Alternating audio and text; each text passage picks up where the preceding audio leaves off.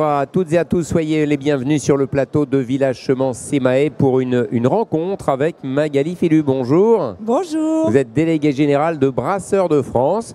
Une première question toute simple à mi-chemin. Il y a du monde?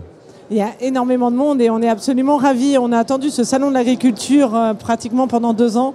Et je crois qu'aujourd'hui, le salon de l'agriculture, c'est le salon des retrouvailles. Il n'aura jamais aussi bien porté son nom que cette année.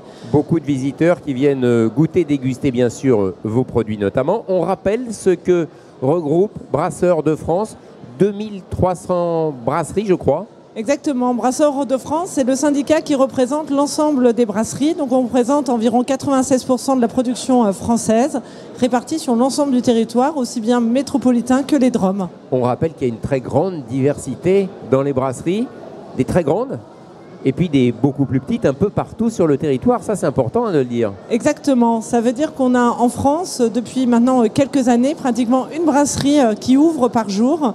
Donc on a plus de 2300 brasseries aujourd'hui sur l'ensemble du territoire. Et je crois que c'est ce formidable élan collectif, c'est-à-dire à la fois de très grandes brasseries, à la fois des entreprises familiales centenaires et à la fois ces nouveaux brasseurs. Et c'est cet élan collectif pour finalement mettre en valeur la brasserie française. Intéressant ce que vous dites. Presque une brasserie par jour qui ouvre.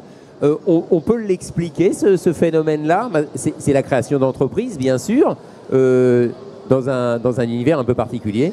Exactement. Alors souvent on me dit que les Français découvrent la bière. Non, ils redécouvrent la bière parce qu'au début du siècle, en 1900, il y avait pratiquement 3000 brasseries. Donc aujourd'hui on est à 2300. Donc effectivement c'est une découverte. C'est le phénomène des craft brasseries qui est apparu aux États-Unis un peu avant la France. Et aujourd'hui, chose extraordinaire, on est le premier pays européen en nombre de brasseries.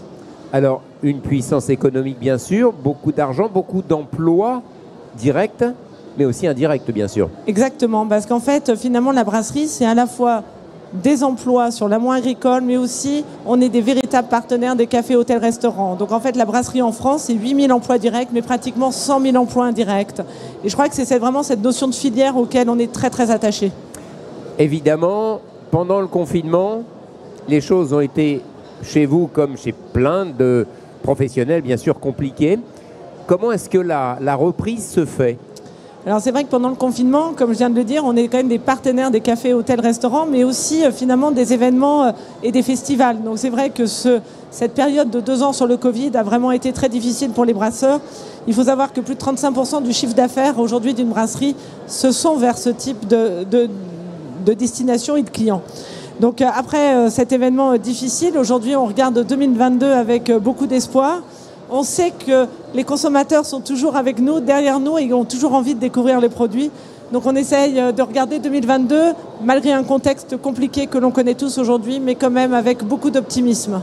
Au printemps, en été, on boit plus de boissons rafraîchissantes alcoolisées comme la bière, hein, c'est clair. Exactement. Et puis il y a l'attrait des terrasses. Il y a l'attrait des terrasses aussi. Il y a l'attrait des terrasses. Il y a aussi le moment où, de manière conviviale, les festivals qui vont reprendre. Donc effectivement, c'est plutôt, je dirais, des périodes propices pour nos produits. Voilà, on arrive avec les beaux jours. On est un pays, je crois qu'on est le premier pays en Europe producteur de bière. En nombre d'entreprises. En nombre d'entreprises. En consommateurs, là, bon, il ne s'agit pas que tout le monde en boive, bien sûr, avec modération comme toujours. Évidemment. Comment on explique le fait qu'on soit, pas dernier, mais enfin, voilà, on n'est pas des gros consommateurs de bière. Non, on est pratiquement, on est le dernier pays au niveau européen en termes de consommation de bière par habitant. On peut l'expliquer, ça. Alors, évidemment, depuis la guerre de 14, en fait, il y a, je dirais, le vin est extrêmement important dans la consommation. Même si je disais qu'effectivement, au début du siècle, au 19e siècle, les Français étaient des grands consommateurs de bière. Et donc, aujourd'hui, il y a aujourd'hui une redécouverte finalement de la bière et de sa diversité. Et je crois que c'est cette curiosité, en définitive, des consommateurs. C'est-à-dire que le consommateur français a une culture de la gastronomie, une culture de la découverte, a envie d'aller à la rencontre des professionnels.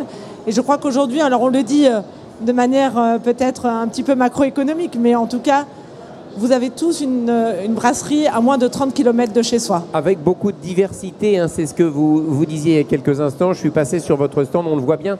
Ça, voilà, pas comme les vins peut-être, je ne sais pas, mais en tout cas, il y a une très grande diversité de produits à découvrir tout court, ce qui peut là aussi donner envie de consommer avec intelligence, avec modération ce produit-là. En fait, la bière, c'est avant tout une recette. Et c'est finalement une recette qui va ressembler aux brasseurs. Et on peut aller à la découverte des brasseurs qui vont vous expliquer avec beaucoup de passion leur métier, mais c'est un peu comme un secret. Voilà, on sait qu'il y a 4 ingrédients, mais derrière ces 4 ingrédients, finalement, c'est un peu comme un cuisinier. Il y a quelque part la recette du brasseur et puis sa sensibilité et ses goûts qui va ressortir dans ses bières.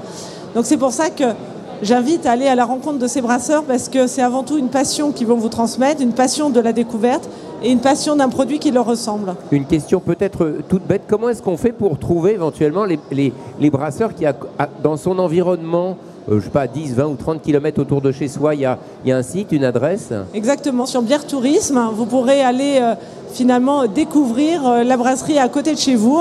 Donc c'est vraiment un site qui recense l'ensemble des brasseries qui seront très heureuses de vous accueillir. Si on fait un peu d'agriculture, de géopolitique aussi, dans le contexte actuel qui se passe entre la Russie, l'Ukraine, est-ce que c'est un événement qui peut impacter la production de bière à partir des matières premières que vous utilisez? Ça peut vous impacter? Ça vous impacte déjà? Alors ça évidemment, ça va impacter parce que c'est d'une manière générale le prix des céréales qui est impacté aujourd'hui par ce qui se passe. Alors on attend d'avoir un peu plus de recul.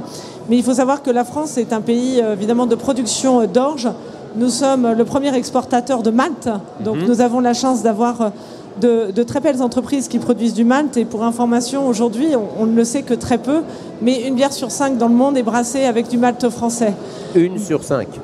Voilà, donc on aura du mal, mais effectivement, les événements dramatiques qui aujourd'hui secouent l'Europe va évidemment nous impacter comme l'ensemble des filières agricoles et agroalimentaires. Ça ne va pas remettre en cause la production à venir?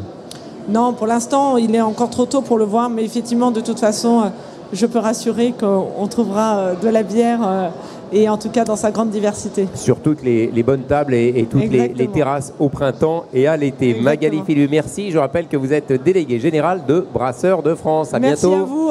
À bientôt.